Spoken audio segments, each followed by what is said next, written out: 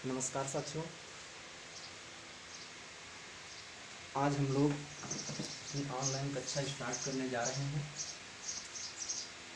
और सबसे पहले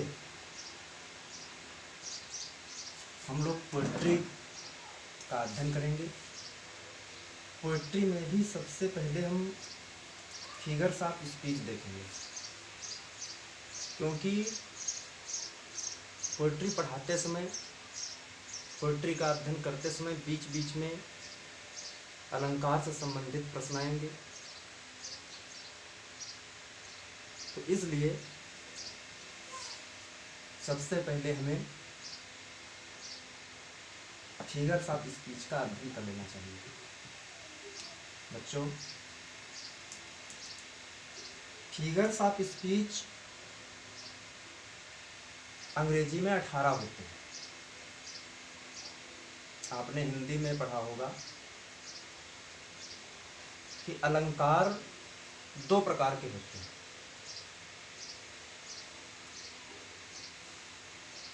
शब्दालंकार, अर्थालंकार।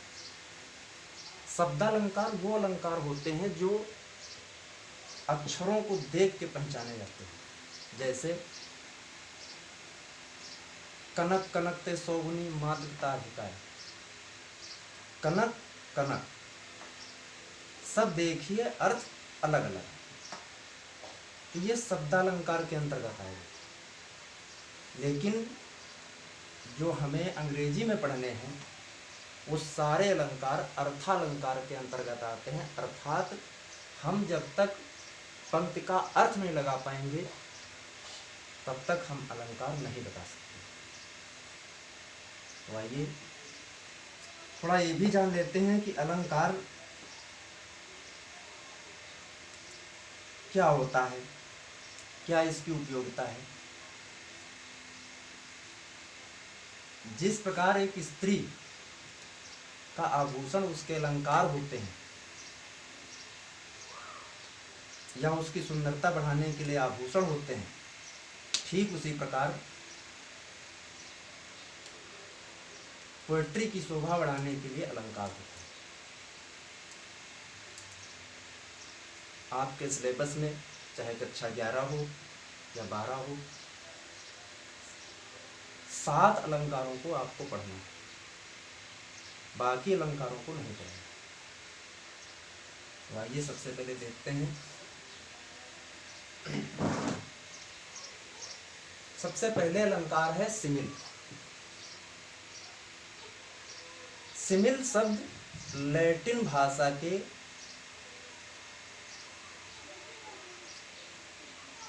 लैकिया से मिलके बना है। लैकिया से बना है। लैकिया का मतलब होता है लाइक, LIKE, अर्थात समान। और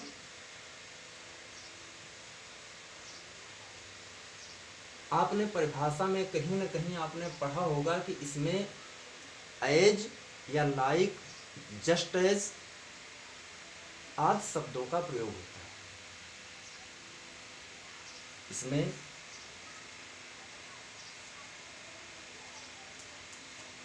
दो चीजों की तुलना किसी एक चीज से की जाती है।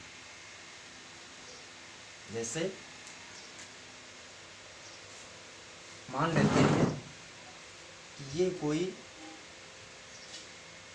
व्यक्ति है और इधर ये शेर है या कुछ भी है।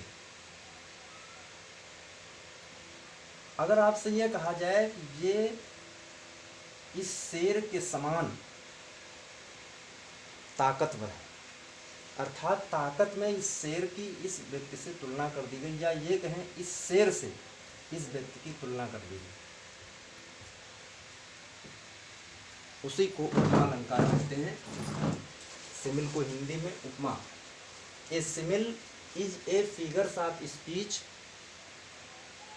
सिमिल एक ऐसा अलंकार है बाय विच वन थिंग, जिससे एक चीज या action is compared with as और लाइक, जिसकी दूसरी चीज से तुलना की जाती है। और कैसे की जाती है? एज या लाइक का प्रयोग करके। जस्ट एज भी लगा हो सकता है। जैसे हर वर्ड्स, उसके शब्द आर स्वीट, मीठे हैं। किसके समान मीठे हैं? लाइक हनी, शहद के समान मीठे हैं। तो आप देख रहे होंगे कि इसमें लाइक शब्द का प्रयोग हुआ है और उसके शब्दों की तुलना हनी के साथ की गई है, मिठास के साथ की गई है या शहद के साथ की गई है। किस रूप में की गई है?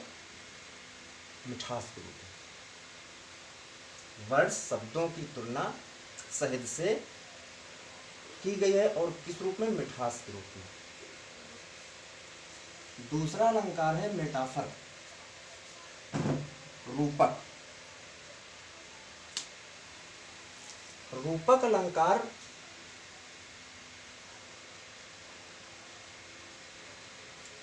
उपमा के बिल्कुल सदृश होता है, बिल्कुल ठीक वैसा ही, लेकिन थोड़ा अंतर होता है। इसमें लाइक, एज और just as, not are not used इनका प्रयोग नहीं होता है, बस इतना अंतर। जैसे वह शेर के समान वीर है, अगर ये कहा गया तो वीरता के समान, वीरता के रूप में इस व्यक्ति की इस शेर के संग तुलना कर दी गई। और अगर यह कह दिया जाए कि वह शेर है, तो भाव वही है।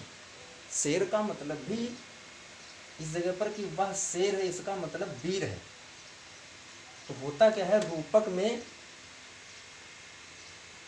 इस व्यक्ति को इसके अंदर कर देते हैं सीधा सा,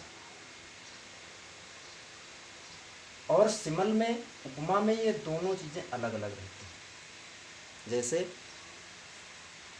the camel is the ship of the dessert, ऊंट इज द शिप, जहाज है, ऑफ द डिजर्ट, रेगिस्तान का। ऊंट रेगिस्तान का जहाज है। तो ऊंट को बिल्कुल जहाज की तुलना कर दी गई, जहाज के रूप में उसको सदृश बना दिया गया। उम्मीद है समझ में आ रहा होगा। तीसरा है पर्सोनिफिकेशन। पर्सोनिफिकेशन, पर्सन माने होता है व्यक्ति,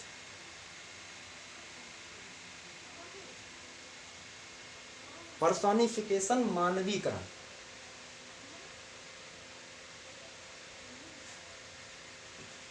अर्थात मानव न हो, मानव न हो और उसको मानव के समान कहा जाए। जीवित व्यक्ति ना हो और उसकी तुलना एक जीवित व्यक्ति के समान की जाए। ऐसे बात की जाए जैसे वो, उसमें प्राण हो। जैसे, और इससे पहले देख लेते हैं, लिखा है personification is a figures of speech in which, जिसमें an inanimate object is likened. Personification is a figures of speech, मानवीकरण एक ऐसा अलंकार है इन विच जिसमें एन इनएनिमेट ऑब्जेक्ट, एक अचेतन वस्तु की या वस्तु को इज लाइकेंड, बिल्कुल जीवित के समान दिखाया जाता है, अथवा spoken of as a person, अथवा एक व्यक्ति की तरह बोला जाता है। जैसे opportunity knocks at the door but once, अवसर नॉक्स खटखटाता है, एट द डोर दरवाजे पर, बट वंस लेकिन सिर्फ एक बार। अर्थात अवसर दरवाजे पर दस्तक देता है लेकिन सिर्फ एक बार। अवसर कोई व्यक्ति नहीं है, उसमें प्राण नहीं है, लेकिन उसको एक ऐसे दिखाया गया है जैसे वो मानव हो, चलता हो।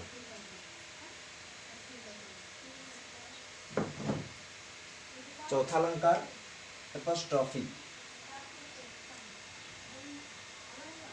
इसमें क्या होता है, इसमें हम किसी मृत व्यक्ति को सीधे एड्रेस करते हैं, संदर्भित करते हैं, या ऐसा व्यक्ति या ऐसी चीज जो हमारे सामने नहीं है, एब्सेंट है।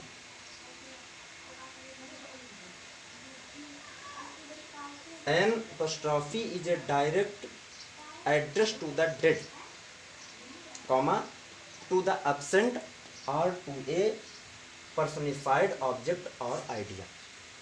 जैसे ओ डेथ, अरे मृत्यु, where is thy sting, where is thy sting, where is thy, कहाँ है तुम्हारा स्टिंग, डंक, अरे मृत्यु तुम्हारा डंक कहाँ है।